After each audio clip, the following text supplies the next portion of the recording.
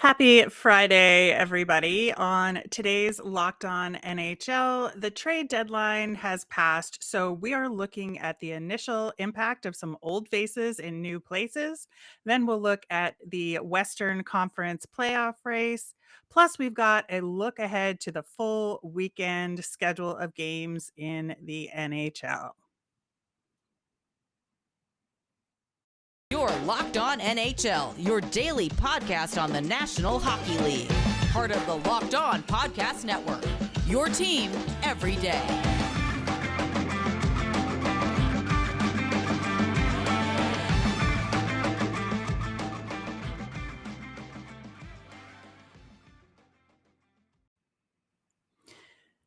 Welcome to the Friday edition of Locked On NHL. I'm Rachel Donner from Locked On Flyers. I'm on Twitter at @rmiriam. I'm here as always with the lovely and talented Gil Martin of Locked On Islanders. You can find him on Twitter at IceWarsNYIVSNYR.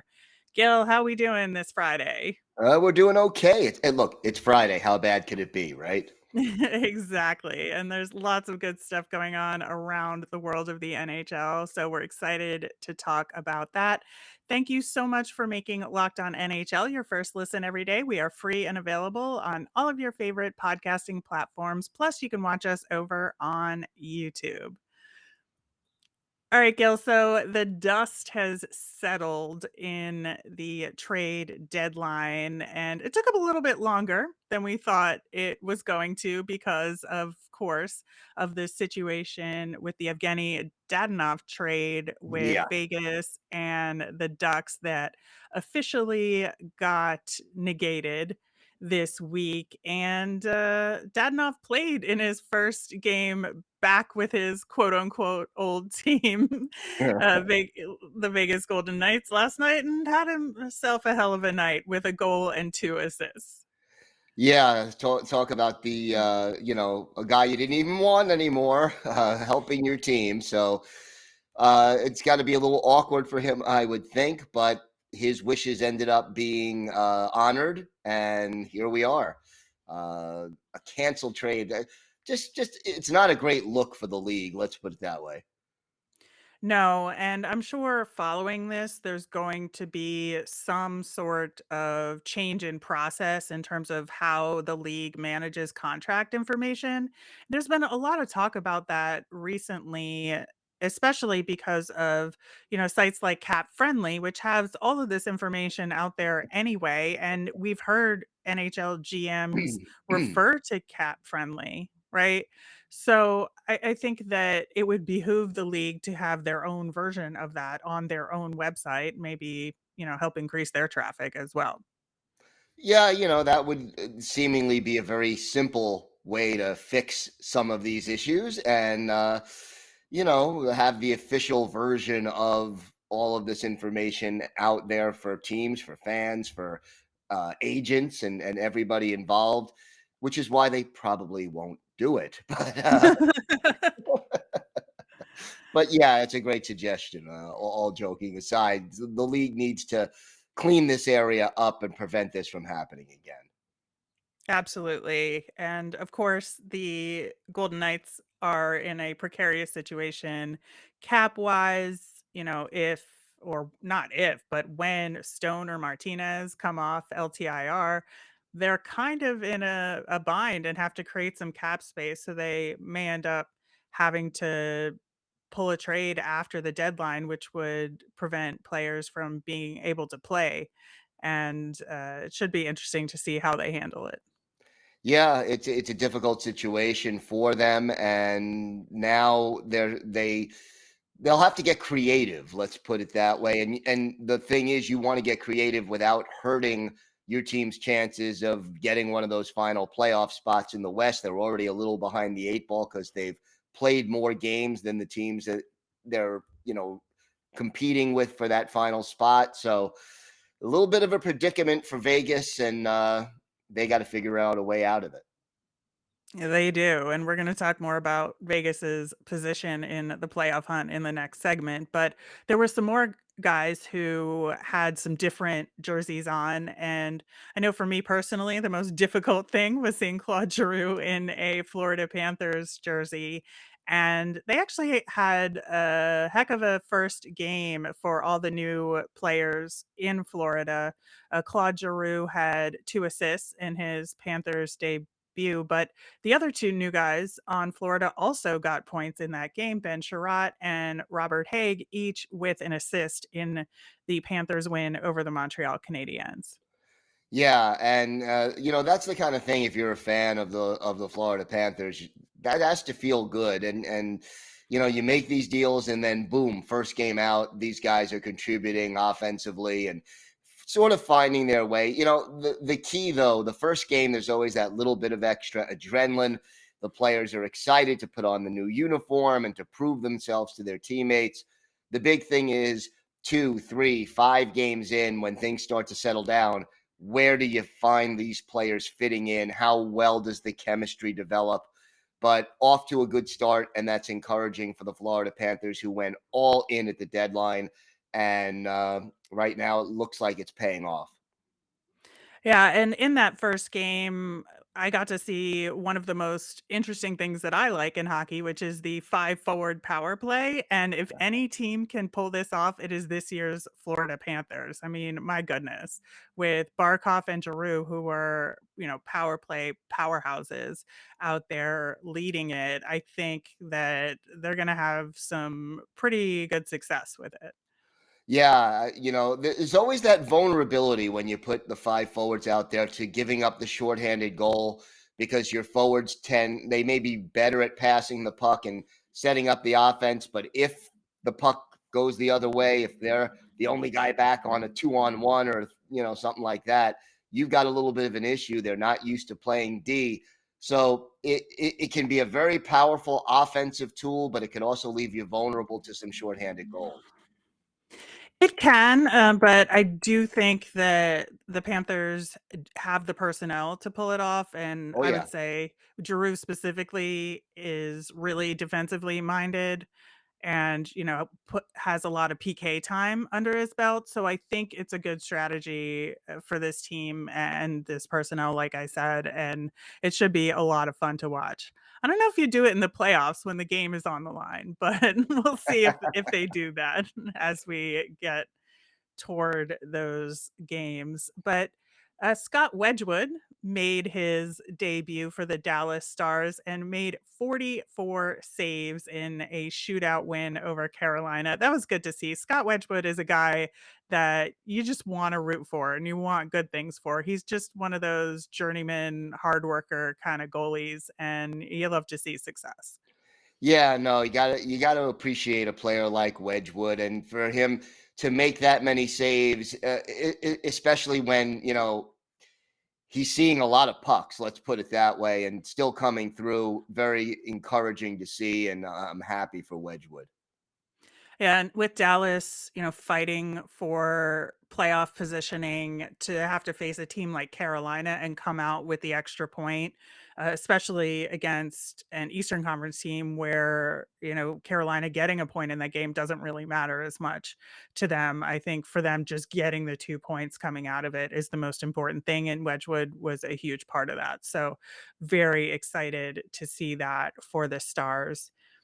And we did see also the debut of Hampus Lindholm Hmm. for the Boston Bruins. That was a huge deal, including the contract extension. And Lindholm had an assist on one of David Pasternak's hat trick goals last night versus Tampa. And I think, he played pretty well. And he's been paired up with Charlie McAvoy, which is got to be one of the strongest D pairings in the East. Yeah, it does. I'll get to see them over the weekend. Boston playing the Islanders Mhm. tomorrow, and I was looking over the depth chart when I was preparing for my Islanders podcast last night, and I was like, "Wow, that is a heck of a top pair and a very deep blue line now." So I think that Lindholm really gives Boston some options on defense and some depth on defense and some more offensive ability from the blue line. a very good pickup, and Boston now winning uh, 3 in a row and moving out of a wild card spot, so they've got to be happy about that. Absolutely. Clearly, it's too soon to tell what the full impact of any of the bigger trade deadline moves is going to be, but we do have some runway to look at one of the biggest moves made this season, but it happened a while ago, and that is the Tyler Toffoli trade to the Hmm. Calgary Flames. And so you can see how one guy can have a huge impact on a team, and I think that that has clearly been the most impactful so far. The Flames are 12-4-2 since he joined the team. He's got 15 points in 18 games. And so as these other players get acclimated on their new rosters, we'll see who else kind of helps their team take that extra step. Yeah, and that's one of the advantages of striking a little bit before the deadline. You got more time to integrate the new player into the lineup, and it's better to have those growing pains in late February or early March rather than when there's only 15 games, 20 games left on the schedule and you're desperately fighting for playoff positioning. Well, we're going to talk more about those Calgary Flames and the Western Conference playoff race in just a moment. Yes, we are. But first, we have to talk about Built Bar. Have you tried the Puffs? If you haven't, you're missing out on one of Built Bar's best tasting bars. Puffs are the first ever protein infused marshmallow. Yes, you heard me right. That's protein infused marshmallow. They're fluffy, they're marshmallowy. They're not just a protein bar, they're a treat. And like all Built Bars, they're covered in 100% real chocolate. Puffs are a fan favorite with some incredible flavors like yummy cinnamony churro, coconut marshmallow, banana cream pie. They're so good. They're going to be your new favorite. And like all Built Bars, they're low in calorie, high in protein, high in fiber, and low in net carbs. At Built Bar, they are all about the taste. They make it taste delicious first, then they figure out how to make it healthy. And I don't know how, but they pull it off every time. Go to built.com now and use the promo code LOCK15 to get 15% off your order. That's promo code LOCK15 for 15% off at built.com.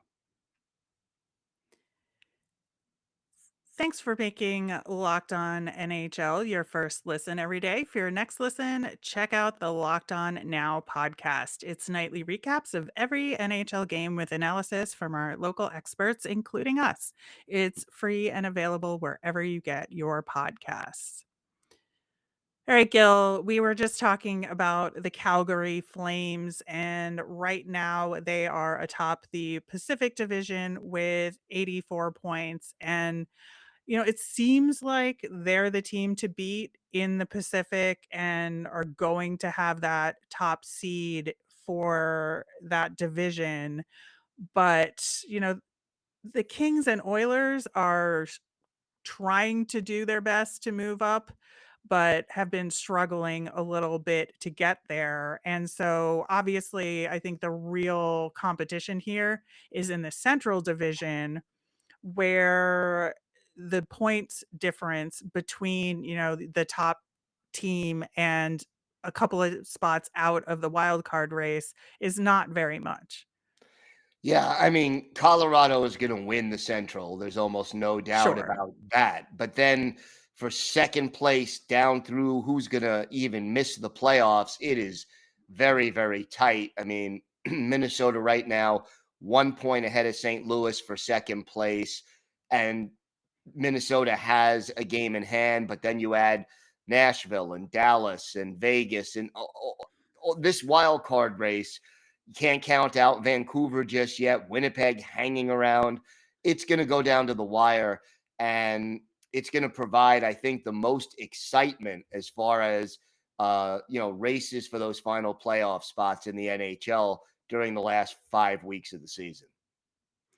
Yeah, and especially all of the head-to-head games that come up between these two teams are gonna be 4-point games, essentially, and will have, I think, the biggest impact on how these standings are going to turn out. And, we were talking in the first segment about the trade deadline and new additions to rosters and how they might provide a boost for some of these teams. And, you have to think that Dallas has put themselves in a really good position. Right now, they're second in the wild card spot for the West, and solidifying goaltending, I think, is one of the most important things you can do heading into a playoff race, because that's what you need to steal games as we're getting down to the wire. Yeah, that goaltending's ability to steal games can get you into the playoffs. And let's say you are a wild card team, it can also help you steal a series once you get into the playoffs. The hot goalie, look, upsets in the Stanley Cup playoffs are more prevalent than in any other uh, sport in North America as far as how common they are. And usually the common denominator in those upsets is you get a hot goaltender and you ride that hot goalie through a series or two, or even all the way to a championship. So big move by Dallas to upgrade in between the pipes. And, the one thing about Dallas that's sort of interesting, they're so good at home and yet they're below 500 on the road. If they Yeah. can even improve on the road just a little bit, it could really help them solidify playoff seeding. Yeah, it's funny you say that because the Flyers are absolutely atrocious on the road and finally won a game last night, but, you can see just how that just changes your outlook completely, because you know that every game you go into, whether it's at home or on the road, you have a good chance of winning, and it builds confidence. And, for a team that is kind of out of place in terms of goal differential, and that's something that I look at a lot in terms of ability to put pucks in the net night after night after night. And, Dallas is dead even on goal differential for the season. And you look at all the other teams around them in the standings, especially in the Central Division, the other teams are at a plus 30 or higher overall, except Nashville's plus 22. But then you have this kind of out of place team with Dallas. If they can turn that around and keep winning games, I think that it's gonna be really hard for anybody to catch up with any of those teams. No question. And when you have that extra bit of confidence in your goalie that when you make a mistake, he's going to bail you out. Sometimes it's not even just how many saves, it's when you make them and how you make them. But if you have that extra little bit of confidence, hey, if I make one mistake, it's not going to cost my team the game. You can play with more confidence, and that makes a big difference on a game in, game out basis for these teams. Yeah, and at the trade deadline, there wasn't a ton of goaltender action. And, the market for goalies was pretty much nothing overall, except for Marc-Andre Fleury was like the only big move with goaltending. And so that's always interesting to me heading into a playoff race and the playoffs, because, you're looking at the West, and it seems like for the most part, everybody else is set in their goaltending, and teams like the Edmonton Oilers didn't make any changes there either, and they have, consistently struggled with goaltending, but Mike Smith seems to be holding it together. Yeah, as of right now, he does. I was surprised they didn't make a move. I was a little bit surprised Toronto didn't consider making a move for a goaltender, but uh, that ship has sailed for this season at least, and we'll see if this move pays off for the Dallas Stars because so far so good. Do you have any predictions for how this is gonna turn out in terms of the wild card for the West? I think Vegas will probably be on the outside looking in, and I think Nashville and Dallas will snag those two wild cards. What about you? What do you think? Yeah, I have to think that somehow Vegas is gonna pull this off and make us all angry about it, because as we know, the Vegas Golden Knights are the evil main character of the NHL, at least out west, with their win at all costs attitude that they have. But I think that, with Jack Eichel getting better and better each game, I think, as long as they can figure out this cap situation, and don't get me wrong, I hope they don't because I find it amusing. But I think that, as long as they figure it out and put that behind them, I think they do have the capability to come back and make it, and I just wonder about Dallas's ability to stay consistent. I hope they do, like I was talking about before, and I think they put themselves in a good position to continue to be successful, but I don't know, man. I fear the specter of Vegas sometimes. Yeah, and I see that 0 goal differential is not inspiring confidence in you. Mhm. It is not. It is not. And, we talk mostly about the West out here, but, the East, while we know who is going to make the playoffs, it has been really interesting to see the jockeying for position as to where the teams might end up. And this weekend's games are going to have a huge impact in how the standings look over the next week or so. And we are going to get to that momentarily. But in the meantime, it is that time of year again as college basketball's tournament is in full swing. From all the latest odds, contests, and player props, betonline.net is the number one source for all your sports betting needs and info. BetOnline remains the best spot for all of your sports scores, podcasts, and news this season. It's not just basketball. BetOnline is your continued source for all your sports wagering information needs, including live betting and your favorite Vegas casino games. Head to the website today or use your mobile device. You can learn more about all the trends and action at BetOnline, where the game starts. Gil, this is going to be a good weekend of NHL action ahead of us. And I think for tonight's games, the big one, of course, is the Pittsburgh Penguins at the New York Rangers. Yeah, that is a great Metropolitan Division matchup, and two teams that are very close to each other in the standings. Uh, Rangers are getting such outstanding goaltending lately. They made a lot of moves at the trade deadline. Uh, I love this matchup. It's a great division rivalry, and it should be a very good hockey game. And, it's funny, we've been talking about so many other players, but Sidney Crosby just is seemingly quietly doing his thing, leading the team in scoring for Pittsburgh. And, even though he was out injured for a bunch of games as well. And it's hard to think about Sidney Crosby as underappreciated, but I think in some ways he has been recently. I think you're right. It's almost like people take it for granted. Oh yeah, Sidney Crosby, he'll lead the Penguins in scoring. He'll be doing his thing, and here he is just getting the job done, and with not as much fanfare as a lot of other players who get more attention than Sidney Crosby. Go figure that one out. I know. It is very weird to live in this world, but we do. Are there any other games on Friday you're looking forward to? That was the big one out of all of them. I mean, there are other games with playoff implications. And then you have what I think will be an entertaining game between two teams that are sort of just on the outside looking in Columbus and Winnipeg.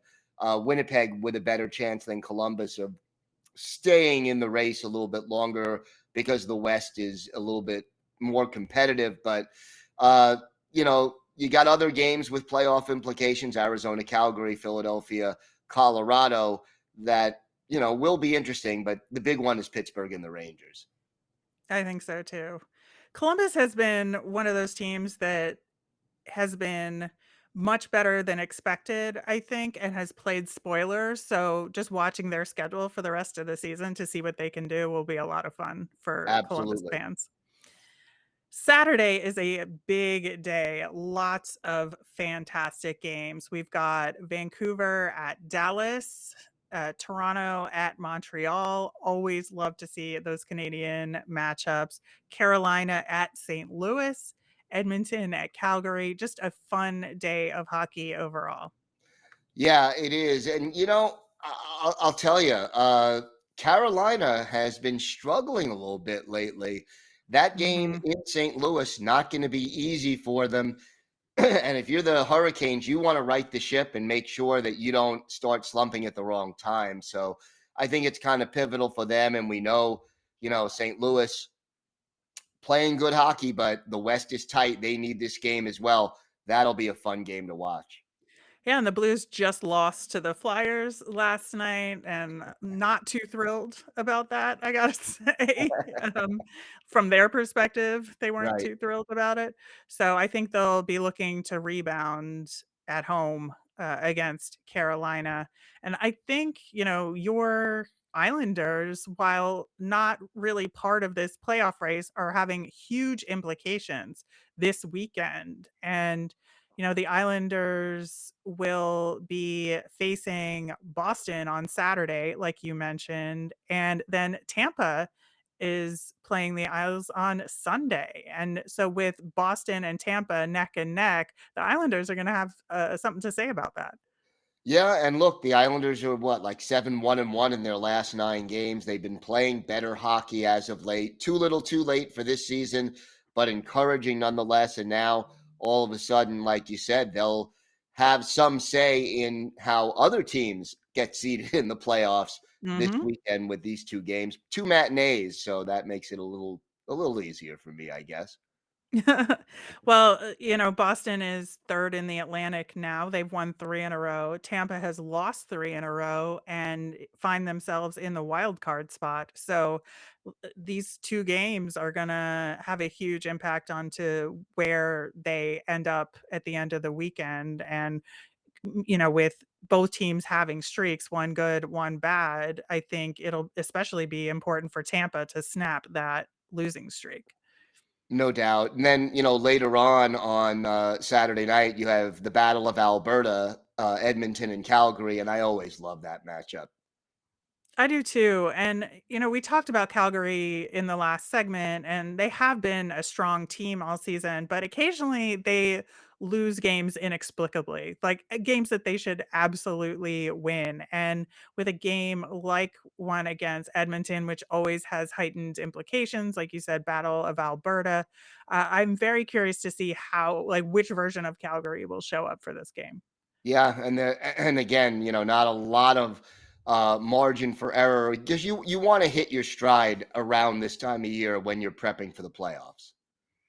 You do, and, there's some teams that are going to have the opportunity to do that on Sunday. I think, the 2 biggest matchups that day are Colorado at Minnesota and Florida at Toronto, and especially with the Colorado at Minnesota game. Colorado obviously is dominant. We talked about that in the last segment. And Minnesota is looking to put themselves, with all the big moves they made at the trade deadline, into that position where they're trending in the right direction and hitting their peak, getting into the tail end of this season and the playoffs. Coming up against a team like Colorado, that's tough to do, but they'll be Big, at home, and so I think it'll be a fun game. it will be a fun game. Big challenge for Minnesota, sort of a litmus test to see where they're at as we head into the stretch drive. And the other game, Florida at Toronto, I think, again, Toronto sometimes is the, bastard child of the East in terms of high expectation, especially given the market with a lot of people rooting for their demise from everywhere else. And the Florida Panthers are a team that people seem to be getting behind because they have a lot of good players there. They're fun to watch, they're dynamic, they do creative things like the 5 forward power play that we were talking about. They just picked up some really good pieces at the trade deadline. And so when you have a high powered offensive team like Toronto that maybe isn't as strong defensively, like you alluded to, they did not make any goaltending changes during the trade deadline. What's a team like Florida going to do coming into Toronto? Yeah, it'll be a great game, and take the over if there's an over under. But if you like goals, if you like offensive hockey, that should be a heck of a game. I absolutely agree. Anything else you're looking forward to this weekend? No, those are the major games, and wall to wall hockey. It's out there. I'm looking forward to it. I love this time of year. I love this time of year. Me too. In some ways, it's kind of a relief to know for sure that the Flyers won't be in the playoffs, and I can, with a neutral perspective, look at all the other teams and just have fun as we get into this portion of the season. I understand that. I after making these long playoff runs the last 2 years, I'm going to miss it. you know, being a little more quiet during the postseason for my Islanders, but yeah, it does allow you to just on a nightly basis pick out the best games or switch between games, and there is certainly, as a fan, value to that. Exactly. All right, that'll do it for today's show. Thank you so much for listening. Gil, of course, you're going to be back Monday with your show, checking in on all the top stories in the NHL with hosts from around the league. What else do you got on tap? Well, the Islanders have the two games that you mentioned, so I'll be covering those, and I'll do my Islanders podcast for Monday as well, and looking forward to it. How about you? What do you have on tap for the weekend? I know the Flyers are busy. Yeah, they face the Avalanche tonight, the Predators on Sunday, and so a lot of good hockey action for them. And we're looking at our prospects that are playing in the Frozen Four tournament, which is a lot of fun over at Locked On Flyers. So lots of stuff to talk about there. And of course, we'll be back next Friday to recap the week that was, and we'll look ahead to the following weekend's slate of games. You can find me on Twitter at rmiriam. Gil here's on Twitter at IceWarsNYI, VSNYR. Have a great weekend, everybody. You made us your first listen today. Now make your next listen Locked On Fantasy Hockey. Hosts Steele Roden and Flip Livingstone help you become the expert of your fantasy league. It's free and available wherever you get your podcasts.